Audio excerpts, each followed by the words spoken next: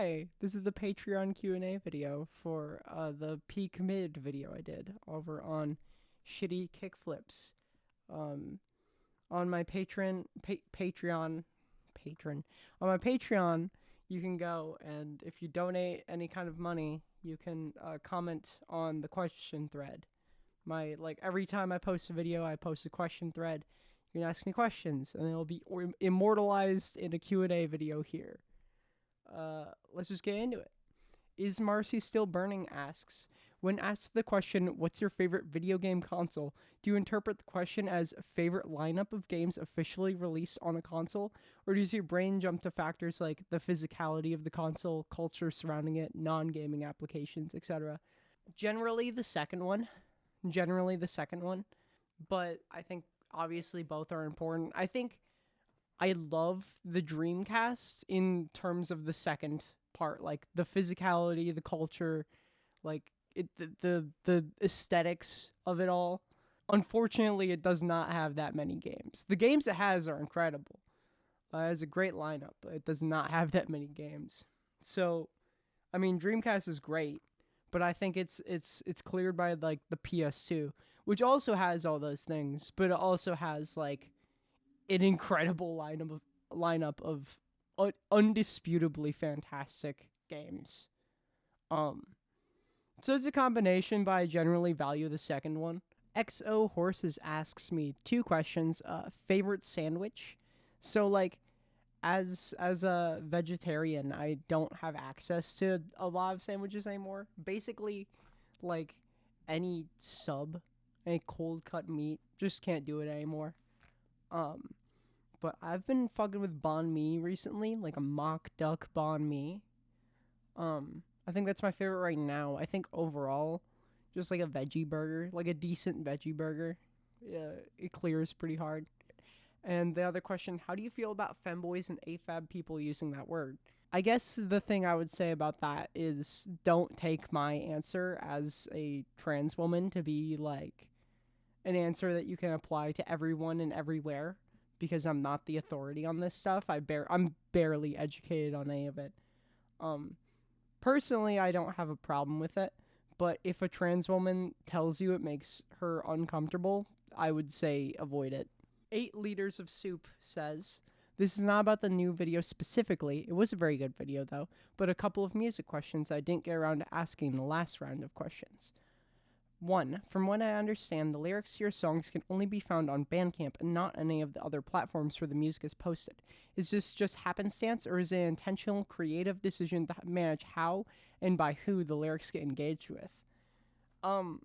It's a combination of laziness and also preferring people to listen to it on Bandcamp. As a musician, I prefer people to purchase my album on Bandcamp or listen on Bandcamp, download it for free. I would rather you download it for free than listen on streaming. Not to say it's like bad to listen on streaming. I get money from it, but I want my art to be preserved on somebody's hard drive. I generally value that stuff more. So anything I can do to encourage people to download off of Bandcamp rather than stream, I'll try that. Also, I don't feel like typing in all my lyrics again on TuneCore. 2, can you talk a little bit more about how you approach mixing and mastering in your music? Not like a tutorial, but more on a philosophical level, if that makes sense. Basically, your songs have really inspired me to make songs of my own, but even if I want to keep my sound pretty scrappy, the thought of actually releasing makes me scared because I worry it will be too hard to listen to. I guess TLDR, how do you know how much mixing mastering is too much or too little when the intended end result is supposed to be something punky? So it's the answer that everyone hates to hear, but it's said because it's true. You just get a feel for it over time. When I was mixing Broke, I would basically come up with the roughest mix I could that made everything sound like you could still hear everything. Just trying to create a mix where you can hear the bass, you can hear the guitar, you can hear the drums, and you can hear my vocals all individually. That's first step, is just creating a mix where you can hear it all. Then I would export it, I'd sit on it for a day, and after that, I would listen to it after a day, and then like just make notes of it. Like, oh, the guitars are panned too hard, the vocals are touched too loud, whatever. So then I'd like take notes on my phone. I'd go into my DAW, make those changes, just make those tweaks right away, export it again, and do it all over. Don't get caught in the trap of tweaking for hours and hours when you don't have a fresh pair of ears. You want a fresh set of ears with your mixes. Don't get too caught up in the fucking details. It's really easy to compare yourself to the most pristine, like, top of the line mixes done by studio engineers and shit. If I understand your question right, you're likely making your songs in your bedroom or a garage or something. Don't make comparisons where a comparison isn't warranted. You are not a professional audio engineer. You don't have to pretend to be one. I think especially in terms of DIY and punk music, people will appreciate a lo-fi sound just inherently. I purposefully seek out music that sounds poorly recorded. It's part of why I prefer the 2011 version of Twin Fantasy. It's why I listen to so much of Sam Ray's stuff, his bands and projects and such. I just like how lo-fi music sounds, and a lot of people out there also do. Good enough is enough. I think that's kind of my general artistic philosophy, is I get in there, I get it to a point where I'm happy with it, and then I move on. Because by engaging in the creative process, by like making something, working on it, completing it, moving on to the next thing, you get in this rhythm of having constant new ideas and of creating things, and you get better at the process every single time. I personally fucking hate tweaking. I cannot stand perfectionism. It's one of my biggest problems as an artist, is I just fucking hate sitting there and tweaking settings and just touching things up here and there. I just want it to be done. Like, I had the idea, I've created it, I've made it real. Let me just release it. I don't give a shit if it's like not perfect, quote unquote. And that's kind of how I go about all my art, and that includes mixing in the process. I get the mix to a point where it's acceptable, where people can listen to it and hear all the instruments and be like, it doesn't sound that bad. Pilk Tank asks, Dear Miss Kickflips, I'm not sure how best to phrase this, but I would like to hear your thoughts. What is an artist to you? I make drawings, paintings, and games, but I don't feel like I make art.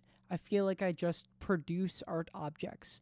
My work gets hollow praise from the people I know, but nobody really connects with it.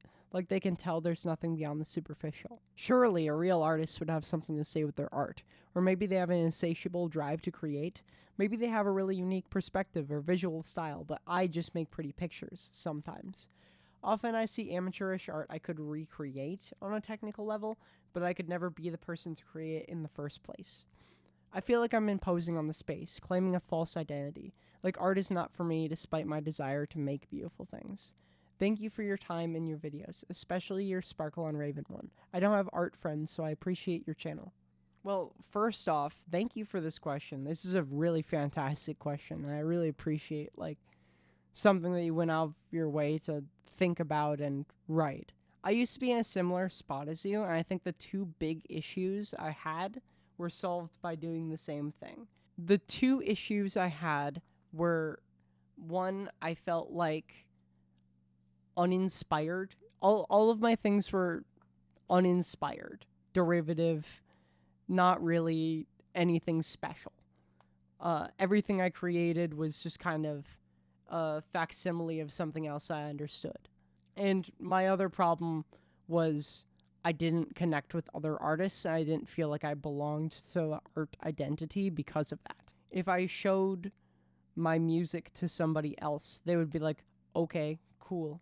The way to get over both of those problems is to find an artistic community that you belong to, and a group of people that actually respect you and will uplift you in your art. You want to try and find an artistic community of people that are your peers that will always drive you to create more and get better and better, because you have someone to immediately look to and be inspired by, and to see their drive. When you see somebody that's in the same place as you, you can kind of compare notes on what you're doing and be like, oh, I see you're doing this in your art. I'm doing this in my art.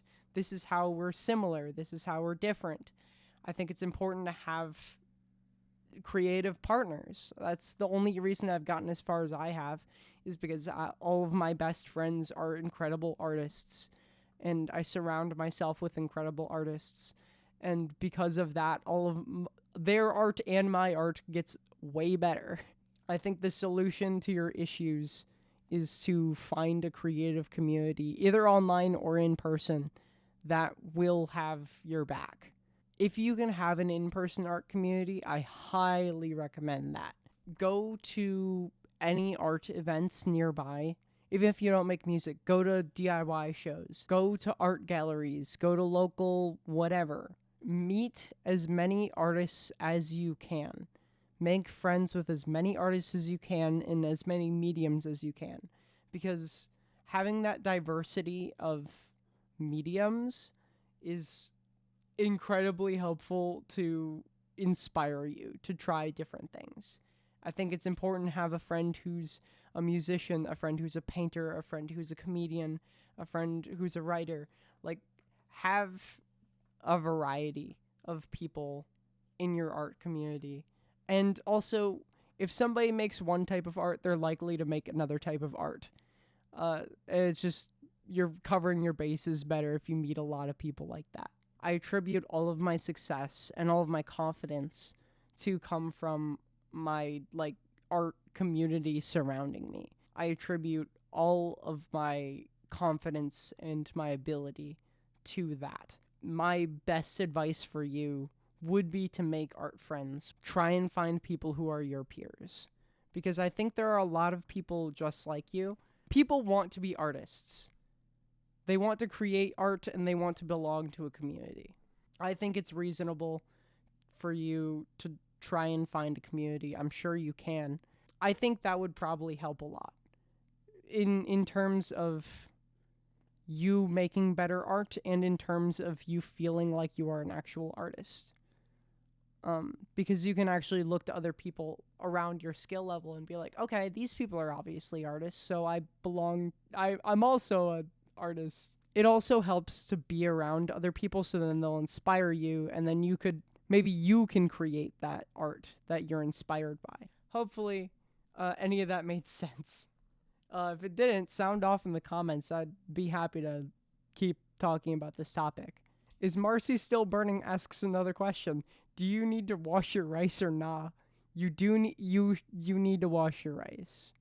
Deer by the Stream asks, can someone's taste be too eclectic? Sorry if I'm asking too late. I forgot about this. No, it's so funny because you commented that 27 minutes before I'm reading it right now. Yes. No, kind of. I think so. I think if your taste is eclectic, it's important to remember the core essential things about whatever medium you're in, right? If we're talking music, you can love punk music and you can get into all the weird subgenres. You can get into like emo violence or synth punk or fucking whatever, right? You can go like really deep in the holes of shit gaze. But I think it's very important to, you don't have to love the classics, but you should be aware of them to an extent. I used to find myself falling in the trap of being like very contrarian about it, being like, fucking, who cares what old people said? Who cares how they established the genre? I don't give a shit. I'm just gonna listen to the new music because I know that sounds good. I think that mindset is a bit of a mistake.